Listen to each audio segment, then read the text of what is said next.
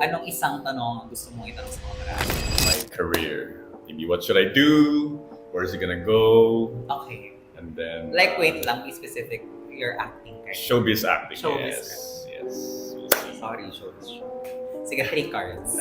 Well, okay, the first parang struggle na nakikita ko dito is ikaw. You're hindi naman sa nahihirapan ka, pero meron kang mga bagay na parang hindi pa kayang i-unlearn.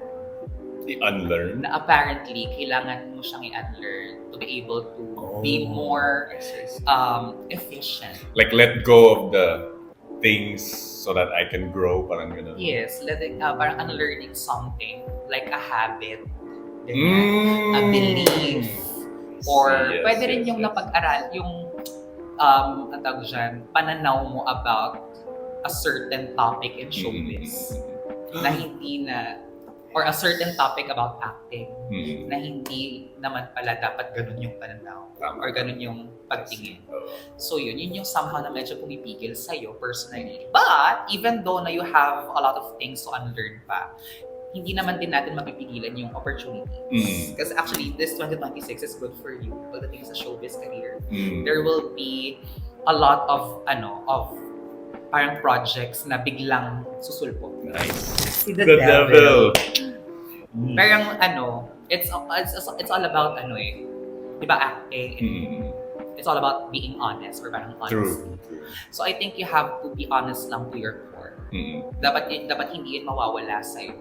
Na when you do this or when you are kapag malalim ka na dito sa craft na ginagawa mo, dapat meron ka pa ring anchor at dapat yung isa doon is yung honesty. Stay down to earth. No? Yes. And at the same time, para magkaroon ka pa rin ng line between what's real and what's not. Like don't So, forget who you are. Kasi maraming sa industry medyo nagbabago sila pag they get famous na din. Yes. So, maayos. Marami kang congrats dahil nakikita kong marami kang ganap this year pagdating sa show. Yeah. Siguro in terms of friends, how do I manage my friends? Actually, hindi See, naman just- actually kailangang i-let go or i-cut yung relationship. It's more of like compartmentalizing them.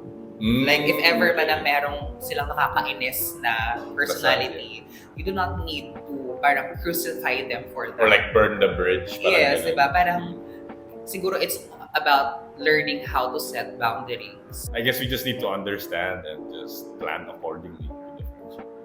Damn, that's how I understood success. Hi, I'm Dom Corellia. I am Mr. Global 2024 and nakipag-personalan na ako kay Raph.